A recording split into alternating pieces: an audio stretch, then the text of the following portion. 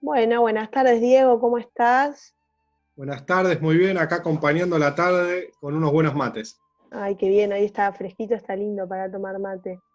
¿Sí? Bueno, este video es para presentarle a los chicos de cuarto la materia de geografía, que yo no llegué a tener ninguna clase presencial, no sé vos, tampoco, o sea, nunca pudimos encontrarnos en el aula, pero bueno, venimos interactuando mucho a través del Classroom y de las plataformas virtuales, así que la idea de este video es poder recuperar un poco lo que venimos trabajando, integrar los conceptos que a veces cuesta un poco como arraigarlos y ver para dónde seguimos trabajando, por lo menos vamos a llegar a ver o a tratar de ver hasta dónde vamos a llegar en este primer trimestre que muy posiblemente lo terminemos de forma virtual.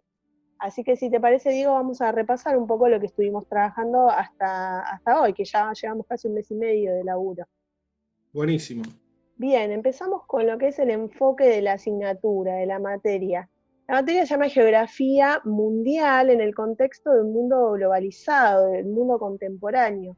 Entonces nosotros siempre vamos a tratar de analizar a lo largo del año cómo se va organizando este sistema mundo, este orden mundial que vimos y vamos viendo en historia y vamos a seguir trabajando también en geografía, que está en constante movimiento, está en constante lucha, en constante disputa, porque bueno, no hay un orden establecido ni natural, sino que a lo largo del tiempo y dependiendo las situaciones que se van dando, los procesos históricos, se va cambiando un poco el tablero de juego de cómo se ordenan los países en el mundo y quiénes son esos países que ocupan este lugar de ordenadores, de potencias, de liderar un poco el rumbo de esta organización a nivel mundial.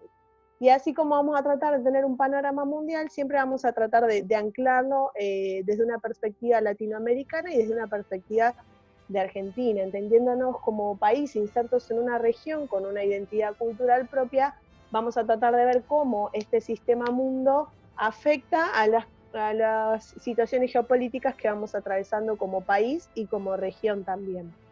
Entonces, una forma de analizar y de hacer ciencias sociales, como bien decías vos en el otro video, tiene que ver con analizar cambios y continuidades. A lo largo de la historia, ¿qué, qué elementos, qué factores, qué variables podemos encontrar que van persistiendo en el tiempo y en qué momento se producen rupturas, cambios de la forma de ordenar el mundo y generan cosas nuevas, ¿no? Entonces en ese doble juego vamos a ir avanzando y analizando distintas situaciones y problemáticas geopolíticas a nivel mundial y regional. También vamos a tener muy presente el tema de los derechos y de la perspectiva de género. ¿Qué significa esto? El enfoque de derechos no es ni más ni menos que tratar de analizar todas las problemáticas que veamos en una perspectiva que nos permita ver en qué situaciones los derechos de las personas se están cumpliendo, en qué situaciones estos derechos son vulnerados y en qué situaciones también podemos observar una ampliación, ¿no? O de estos derechos o qué cosas quedan pendientes por ser resueltas en función de garantizar la igualdad. Y la perspectiva de género tiene que ver con hacer un foco especial y pensar cómo esa desigualdad de derechos o cómo ciertas problemáticas afectan a determinados sectores de la sociedad en particular, como las mujeres, como las disidencias, y también vamos a tratar de pensar en todas las poblaciones minorizadas en términos de que son construidas culturalmente como una minoría, como algo distinto y como algo por ende que no forma parte de esta hegemonía cultural de la que venimos hablando. Bien, hasta ahora, ¿qué contenidos repasamos? Bueno, arrancamos un poquito con todo lo que tiene que ver con transformaciones territoriales. Vimos que las fronteras no son algo fijo, natural y dado, sino que se va construyendo a través de distintos procesos de lucha, de conflicto, de acuerdos políticos también, y que está también en constante movimiento. Vimos que hay países que hasta hace 40 años tenían otro nombre y otros límites. Entonces eso nos permite pensar un poco cuál es el concepto de Estado, cuál es el concepto de nación, y acá aclaramos que cuando hablamos de Estado siempre hablamos de la estructura administrativa, que hay estados nacionales y hay estados plurinacionales, y que la nación es un concepto que refiere más a una identidad de pueblo, ¿sí? Y que no es única, por no decir la mayoría de los países y de los estados nacionales en la actualidad incluyen dentro de sus territorios pueblos diversos, gente que se identifica con distintas identidades culturales que no son una única, ¿sí? Lo ponemos en términos de Argentina, bueno, no todos entendemos la argentinidad de la misma manera ni nos sentimos con el mismo origen cultural. Entonces, todas estas variables se articulan en el concepto de espacio geográfico. Nosotros no vamos a estudiar una geografía física solamente de relieves y de mapas y cartográfica, sino que vamos a estar constantemente analizando una combinación de tres factores. La geografía física, es decir, el territorio, el impacto que las sociedades tienen cuando se asientan en determinados territorios y los intereses que se ponen en juego a partir del aprovechamiento y la explotación de determinados recursos en un territorio, ¿no? Entonces acá aparece un juego de relaciones y de intereses y de tensión que va a ir marcando el ritmo un poco de esta materia. ¿Dónde pusimos el inicio? Bueno, en este surgimiento de los estados modernos, que ya lo tenemos clarísimo, inicia con el proceso de la doble revolución y se va consolidando a lo largo de los años posteriormente, y va consolidando también este sistema capitalista, que ahora este es como el concepto que vamos a repetir hasta el hartazgo durante el año, y vamos a ver de qué se trata con un poco más de detalle. Sabemos de antemano que en un sistema capitalista tenemos o podemos identificar, atención, esto es una forma de analizarlo, siempre sabemos que estas teorías son modos de analizar una situación. La teoría que nosotros elegimos para abordar este tema es que hay países que son centrales y países que son periféricos, es decir, hay algunos que se van a ir consolidando como países ordenadores, como países potencia, que van a tener determinadas características, como un desarrollo industrial, como que ese desarrollo industrial les va a permitir también mejores condiciones de vida en algunos casos, y va a haber otros países que van a tener economías más primarias, que van a limitarse o van a quedar limitadas a la exportación de materias primas rurales, y que eso también va a tener un impacto en el nivel de vida de sus poblaciones. Pero no queda todo dividido como o uno o el otro, también vamos a ir viendo que hay este orden, como es dinámico, vamos a ir encontrando países emergentes o en vías de desarrollo que a lo largo de los años van tratando o se van dando distintas situaciones que permiten una transformación de este orden, ¿sí? Lo que sí sabemos sin ninguna duda es que el sistema capitalista se basa en las desigualdades, no busca, no está en su esencia que todas las personas o que todos los países estén en una situación equitativa, sino que se basa en esta polarización, que haya muchos que tengan poco y que haya pocos que tengan mucho.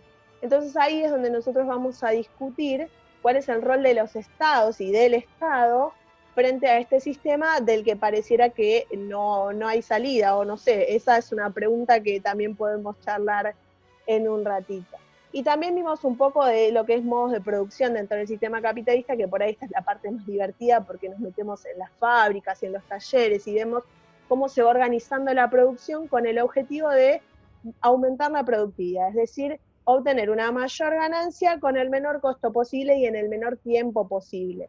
Y ahí vemos que aparece el Fordismo, el Toyotismo, el Taylorismo, distintas maneras de que esta producción sea lo más óptima posible en función de los intereses de los sectores capitalistas. Dijimos que sobre el ecosistema capitalista teníamos que detenernos específicamente, así que ahora Diego nos va a contar un poco de qué se trata esta periodización del sistema capitalista. La verdad, Agustina, lo que planteas es muy claro, se relaciona directamente la materia de historia con la de geografía, y lo que vamos a buscar en esta parte es poder relacionar al sistema capitalista como etapas. Para eso planteamos una periodización de 4 etapas del sistema capitalista, para poder entender que estas 4 etapas se relacionan de forma directa con nuestro presente actual. La primera etapa tiene que ver con la etapa capitalista mercantilista, que arranca en el siglo XV, y llega más o menos hasta el siglo XVIII, en donde podemos entender que un mundo se dividía de un orden colonial. ¿Qué quiere decir esto? Que había un orden colonial que dividía al mundo. Y vuelvo al ejemplo de la porción de la pizza. Dividía al mundo en determinadas porciones a partir de las cuales estos imperios generaban una dominación territorial, cultural, política, económica de distintos sectores. Por ejemplo, en América estaba el Imperio Español, y nosotros, como el nivel Argentina o Hispanoamérica, estábamos subsumidos al control del Imperio Español. Por poner otro ejemplo, el Imperio Inglés, uno de los imperios más grandes de la historia, dominaba de forma colonial distintos territorios. Lo traemos a nuestra realidad argentina. Malvinas es un ejemplo concreto de cómo hay una continuidad, como vos planteabas el concepto de continuidad, de esa dominación territorial de esa época hasta la actualidad. Eso por un lado, ¿bien? En segundo orden, tenemos un capitalismo de índole industrial, que tiene que ver con el surgimiento de las potencias industriales, económicas, tecnológicas del centro de Europa, que se van a expandir, de Europa Central, que se van a expandir al mundo. Y ese capitalismo industrial lo analizamos en el concepto de revolución industrial, que tiene dos fases. Una primera fase más liviana, que podemos decir que está más ligado a lo textil, y una segunda fase que es más heavy metal, más poderosa y que tiene como propósito expandir por así decirlo, control imperial capitalista. La tercera fase se acerca ya mucho más a nuestro presente, al presente reciente de nuestros padres y nuestros abuelos. Una etapa capitalista monopólica, está ligada al siglo XIX y XX, y tiene a un protagonista muy conocido por todos nosotros y por Hollywood también, que es Estados Unidos. Estados Unidos como primera potencia mundial, económica, capitalista, y tiene que ver con estas ideas que van surgiendo en el mundo, que también las trabajamos en historia, y por eso va la relación directa, ideas liberales, ¿bien? Ideas de armar un mundo en donde el capitalismo sea, por así decirlo, el sistema madre. Van a surgir otros que se van a oponer a estas ideas en este mismo tiempo, siglo XIX-XX, que son ideas ligadas a formas de entender el mundo o el ordenamiento mundial diferentes. Por ejemplo, y ahí tiene una línea el socialismo, que lo vamos a ver más adelante, para no olvidarnos de qué hablamos cuando hablamos del sistema mundo. ¿Bien? Y por último, el que estamos viviendo en la actualidad, que es el capitalismo globalizado, que está dominado por capitales financieros transnacionales. No nos domina un país como era antes, sino que hay capitales financieros, corporaciones transnacionales que rompen las fronteras. Como planteó Agustín al principio, las fronteras en este momento se vuelven permeables, se rompen, y aparece un capitalismo que tiene al consumo como corazón y nos volvemos consumidores consumidos de productos que en realidad no necesitamos, pero sin embargo seguimos consumiendo y no sabemos por qué. Por eso la idea de este video, de esta clase, es poder generar una reflexión crítica sobre estos contenidos. ¿Se entendió, Agus? ¿Hasta acá? ¿Vamos bien? Sí, quedó clarísimo, y te agrego algo sobre esta periodización, que de vuelta es una forma de entender o de acercarnos a analizar el concepto de sistema capitalista. Una primera cosa de pensar recién cuando te escuchaba es que el sistema capitalista en su nudo, en su núcleo, en su corazón, tiene la desigualdad y también tiene esta voluntad o esta pretensión de siempre transformarse en función de seguir permaneciendo vigente y seguir cumpliendo sus objetivos, que tienen que ver con esto que decíamos de lograr la mayor productividad y el mayor enriquecimiento al menor costo posible. Entonces, ahí es donde vemos estas etapas, ¿no? Cómo se va transformando en función de seguir funcionando, justamente. Y este es un claro ejemplo de cambio y continuidad. Se transforma, se quiebra, para poder seguir haciendo lo que se hacía antes. En la primera etapa, como vos bien dijiste, tenemos el protagonismo de los imperios coloniales. En estas latitudes, para nosotros los que más nos tocan de cerca son España y Portugal. También podríamos pensar luego en Gran Bretaña, que se va abriendo camino en esta lógica de imperios coloniales. Y después en las potencias industriales, en el periodo industrial, es donde Gran Bretaña se consolida más. ¿Por qué? Porque es donde se da el estallido, se prende la chispa de la revolución, y es también la reina de los mares, y esto también lo solemos repetir bastante. Gran Bretaña va a tener una combinación de factores que le van a permitir, entre el siglo XVIII y más en el siglo XIX, básicamente tener enclaves y puntos de dominación en casi todo el mundo, incluyendo, por ejemplo, las Islas Malvinas, como vos bien decías, aunque su fuerte va a estar más en el sudeste asiático y demás. Después, lo que cambia y lo que hace entrar en escena fuerte a Estados Unidos son las guerras mundiales en sí mismas, ¿no? Estas guerras mundiales que devastan Europa y en las cuales Estados Unidos, como vemos en las películas, siempre sale ganando, en especial porque no ponen mucho en juego en cuanto a territorio y en cuanto a su propia población, en términos de que no es atacada directamente. Entonces Estados Unidos siempre va a estar siendo la financista, la proveedora de armas, siempre va a estar como tratando de brindar recursos y va a salir triunfante de estas guerras mundiales, porque básicamente toda Europa va a quedar endeudada con ella. Después vamos a profundizar también cómo eso se relaciona con la crisis del 30 y el impacto mundial que esta crisis tiene, tanto para América Latina como para el resto del mundo. Y como vos bien decías, cuando pensamos en un capitalismo globalizado, hablamos fundamentalmente, el cambio que se produce es la tecnología de las telecomunicaciones, la llegada del Internet, esta idea de la aldea global, y esto que para nosotros y por ahí para los chicos es tan natural, que es estar conectados en tiempo real constantemente, y que hoy en día en una situación de pandemia lo vemos y lo vivimos con tanta claridad y con tanta cercanía, digamos, ¿no? Si te parece, pasamos entonces a tu tema preferido, me parece a mí. No, el preferido es el fútbol y después viene mundialización de la cultura, me parece, ¿no? Es un tema que me apasiona por dos cuestiones, y acá lo quiero explicar. ¿De qué hablamos cuando hablamos de mundialización de la cultura? La mundialización de la cultura justamente genera códigos mundialmente conocidos que nos permiten a nosotros como personas, como humanos, comunicarnos sin la necesidad de pertenecer a un territorio. Estos códigos que rompen la frontera, hasta podemos decir, de los países y de los bloques económicos, son códigos que están normalizados y que los conocemos siempre. Por ejemplo, ok, ¿no? O me gusta, o por ejemplo, códigos que rompen como un aeropuerto, como un cajero automático, como un banco, como un barrio privado, que no es típico de un solo país, sino que ya es del mundo en general. Y esta difusión de pautas culturales a partir de códigos culturales entendidos por todos, y el fútbol justamente se relaciona con la mundialización de la cultura, porque para muchos historiadores el fútbol es el negocio más grande del sistema capitalista, a partir del cual se genera una gran negociación sobre un deporte simple que se compra y se vende en todo el mundo. Hay gente que paga fortuna por jugadores, hay gente que paga fortuna por una liga de fútbol, como puede ser la Copa Libertadores o la Champions League, o la Copa que sea, o el Mundial, y sin embargo hay gente en otros lugares del mundo que está muriendo de hambre a pesar de estas grandes ganancias de capitales. Por eso este consumo de la mundialización de la cultura se naturalizó. Y acá sí vuelve la idea, nos volvemos consumidores consumidos. ¿Por qué se habla de mundialización cultural? Porque es una cultura que rompe la frontera.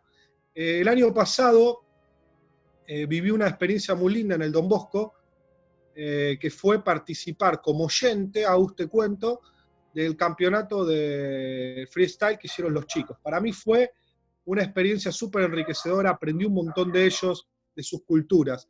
Y acá viene la pregunta, ¿ellos se convierten en estadounidenses o en yanquis por hacer freestyle? No, no se convierten. Ellos apropian esa cultura que surge en Norteamérica, y cuando digo Norteamérica no solo me refiero a Estados Unidos, sino también a México, muchos raperos mexicanos que son importantes para el mundo, por ejemplo Asesino, que parece, digamos, un capo mafia, pero en realidad es un hombre, ¿no? Que fue el último campeón del Mundial de Rap. Entonces, esa cultura, como la cultura del rap, como la cultura del hip hop, rompe la frontera y se hace mundial. Hay raperos chinos, hay raperos españoles, hay raperos argentinos, hay raperos de todos lados. Y esa mundialización cultural nos genera a nosotros que pertenecer a una cultura que no tiene un país de origen. Hay raperos en el Don Bosco que son raperos argentinos y que rapean de temas argentinos. El año pasado rapearon cuestiones de género, rapearon cuestiones de desigualdad, rapearon cuestiones de capitalismo y rapearon cuestiones de geografía e historia. Y en ese momento ellos se apropiaron de los conocimientos que tenían y los pusieron en juego. Y eso es una tecnología de comunicación. ¿Por qué? Porque armaron un Instagram y publicaban los videos, y esos videos que se publicaron se fueron difundiendo por distintas redes y querían armar el torneo fuera del territorio del Don Bosco, de la escuela, de la Casa Salesiana Juan II Fernández. Y se llevó una plaza. Y después de esa plaza, creo que era la Plaza Martínez, se fue difundiendo. Eso es la mundialización de la cultura. ¿Hay una hegemonía cultural? Sí. El idioma inglés. Hello, goodbye, I love, son culturas que rompen la frontera, pero que yo hable en inglés no quiere decir que amo Inglaterra o amo Estados Unidos. Es parte de nuestra propia cultura. Y esta hegemonía cultural que nos lleva a entender que no solo es el idioma inglés, sino también el dinero monetario, y para los que vieron In Time es importante, lo relacionamos con el dólar. El dólar, que justamente es una moneda, por así decirlo, de cambio franca a nivel mundial, que puede estabilizar o desestabilizar la economía de un país y la economía mundial. Con todo lo que ya como argentinos sabemos, y acá vamos al primer nivel argentino, que es el concepto de la inflación, que lo veremos más adelante. Generalmente en quinto se puede profundizar esa idea. Y por último, para entender de qué hablamos cuando hablamos de mundialización de la cultura, hablamos de un fenómeno global que atraviesa, en primer lugar, al mundo, a todo el mundo, a todo el planeta, a todos los países, que atraviesa América Latina y que atraviesa a la Argentina. Y como América Latina, quiero poner un ejemplo, la canción de Residente, la canción de Calle 13, de René, justamente Latinoamérica, esa es digamos, una clave para entender la mundialización de la cultura. Cuando él dice, Latinoamérica no tiene piernas pero camina, está hablando con un código que nosotros entendemos, y nos hace acordar a Galeano con las venas abiertas de América Latina. Y eso es un código que nosotros leemos, entendemos, comprendemos, y no hace falta que nos sintamos argentinos. Mucha gente se siente latinoamericana, y de hecho nuestra materia tiene una perspectiva latinoamericana. Nos hermana esa mirada. ¿Hasta acá se entiende, Agus, la mundialización de la cultura? Sí, sí, queda clarísimo. Igual también algo que pensaba mientras te escuchaba es, si bien queda claro y está buenísimo poder tener una definición de cada uno de estos conceptos, también vamos a hacer el ejercicio de empezar a pensar conceptos en tensión. Por ejemplo, se me ocurre pensar el concepto de hegemonía cultural con el concepto de diversidad y de respeto a la diversidad. Son dos conceptos que entran constantemente en tensión. ¿Por qué? Porque si bien hay una pretensión de imponer una hegemonía, es decir, un modelo único de una cultura a seguir, ¿cómo entra en juego el reconocimiento de la propia cultura, de la propia historia, la valoración de esa diversidad cultural con estos patrones culturales que son importados, que se transnacionalizan? Y bueno, ahí tenemos una tensión constante, no hay una respuesta correcta o qué es lo bueno y qué es lo malo, ¿no? A veces tendemos a querer, bueno, entonces, ¿qué es lo que está bien y qué es lo que está mal? No, acá no hay ni bien ni mal, digamos. Son categorías que nos permiten analizar la realidad y pensarnos en un momento de la vida también, cuarto, quinto año, es donde uno empieza a buscar y a elegir también la propia identidad. Como vos bien decías, hay algunos compañeros que van eligiendo determinados patrones culturales con los que se sienten identificados y está buenísimo eso, y no son los mismos para todos, ¿no? Entonces eso es lo valioso, poder respetar y poder reconocer esa diversidad, por lo menos desde como yo lo veo. Es más, Saúl, dijiste algo que es muy serio y es muy interesante. La mundialización de la cultura, según Renato Ortiz, está en tensión constante entre la hegemonía y la adaptación. Nosotros acá en Latinoamérica tenemos una gran capacidad de adaptación, adaptamos todo y lo apropiamos, con lo cual muchas veces eso que nos quieren imponer en realidad se vuelve en su propia contra. Y voy a poner un ejemplo cortito, si me dejas, cuando un rapero, por ejemplo, critica el sistema, y uno ahí justamente plantea, wow, en realidad eso que supuestamente es una imposición cultural se transforma en una herramienta para criticar ese propio sistema, con lo cual ahí la cabeza nos hace boom y nos deja pensando, nosotros los seres humanos en sociedad tenemos la capacidad justamente de criticar a estos sistemas impuestos. ¿Pasamos a la que sigue, te parece?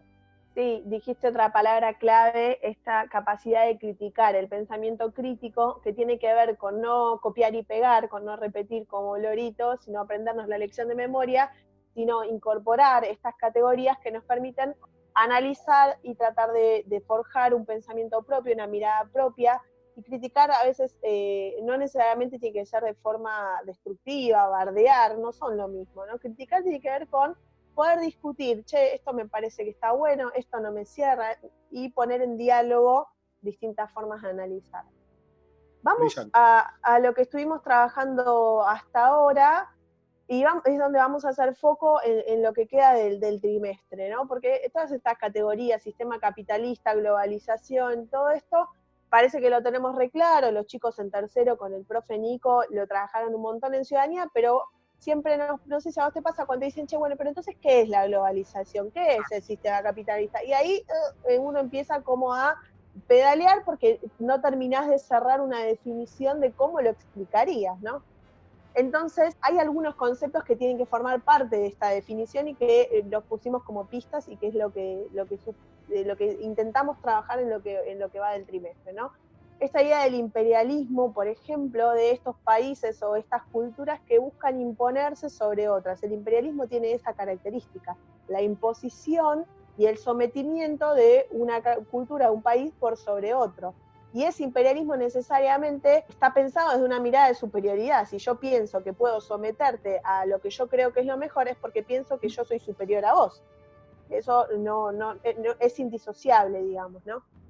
¿En dónde vamos a ver una nueva oleada de imperialismo? Porque ya lo habíamos visto, el imperialismo colonial en el siglo XV-XVI, cuando salen las potencias europeas a conquistar América, Asia y África. Pero en el siglo XIX, con la expansión del capitalismo industrial, vamos a asistir a una nueva forma de colonizar y a un nuevo modo de imperialismo que tiene que ver con la dominación, por decirlo de alguna manera, a través de vínculos comerciales que, ya tiramos una pista en historia, no son equitativos, no son igualitarios y no pretenden bajo ningún punto de vista que las condiciones sean justas para las dos partes. En general va a haber alguien que va a estar buscando constantemente el mayor beneficio y no le va a preocupar o le va a parecer un daño colateral si hay alguien que sale perjudicado con ese acuerdo, ¿no?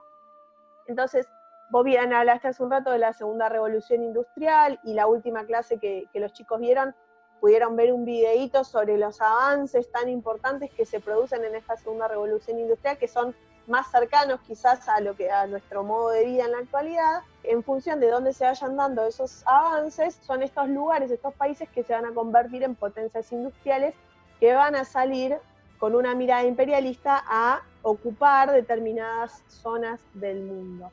¿Qué es lo que va a producir esto? Un crecimiento desigual. Va a haber zonas que se van a enriquecer, ahora vamos a analizar algunos mapas, y va a haber otras zonas que van a ser empobrecidas. Entonces ahí es cuando hablamos de una brecha socioeconómica.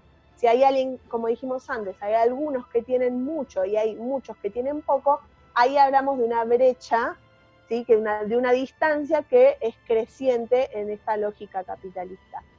Bueno, entonces pareciera que este sistema capitalista está cerrado, perfecto, digamos, no tiene salida, estamos atrapados. Sin embargo, como vos dijiste hace un rato, Diego, esto no es así, van surgiendo movimientos de ideas, filosofías, miradas críticas y fundamentalmente movimientos y organizaciones sociales que van a poner en discusión este sistema capitalista, y vamos a tratar de analizar algunos. Por ejemplo, me acuerdo que el año pasado trabajamos sobre el movimiento feminista o sobre los movimientos de trabajadores de la tierra como grupos sociales que justamente tienen una identidad propia, algo que los identifica, que los reúne, los nuclea, y que a partir de esa identidad y a partir de sus propias reivindicaciones van a organizarse y van a tratar de construir formas alternativas de entender el mundo, sabiendo también que muchas veces hay cosas de este sistema que por ahí no tenemos posibilidad de cambiar en el mediano plazo, ¿no? Pero esto también sabemos que tocar este tema de qué pasa con el sistema capitalista y demás es un tema re vigente, es para pensarlo, ¿no? ¿Hay salida a este sistema? ¿No hay salida? Bueno, es una de las cosas que vamos a tratar de discutir a lo largo del año. Excelente. Yo un solo comentario de este mapa que me parece muy Sí, importante. perdón, ahí está. Nosotros no hablamos, y acá viene una cuestión conceptual y hasta ideológica, de países subdesarrollados y países desarrollados.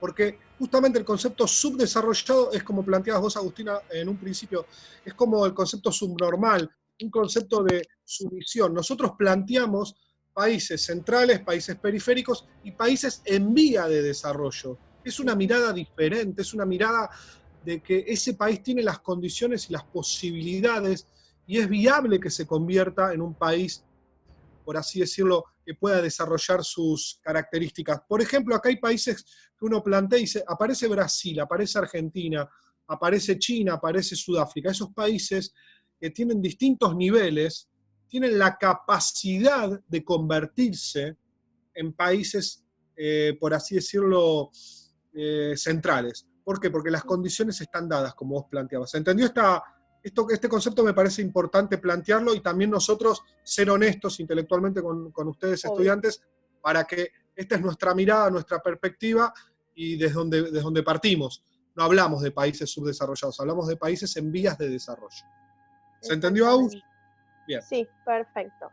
Bien, ¿Y cómo? vamos entonces, ¿cómo seguimos el año? Bueno, como decíamos, en cuanto a contenidos, a conceptos así más crudos, nos queda trabajar un poco lo que es bloques regionales e integración y cómo se van dando estas nuevas formas de organización a nivel regional. Entonces eso es lo próximo que vamos a seguir laburando, ¿no? Como de la construcción de los estados nacionales y el fortalecimiento de estos estados nacionales, pasamos a una etapa posterior que tiene que ver con la integración y hasta en algún punto, en algunos casos, con la transnacionalización de algunos parámetros o de algunas formas de organizarnos. ¿Y por qué no también podríamos aplicar categorías teóricas a lo que está sucediendo en este momento con una pandemia mundial? Esto que estamos viendo es algo histórico. Cuando digo histórico no me quedo corto.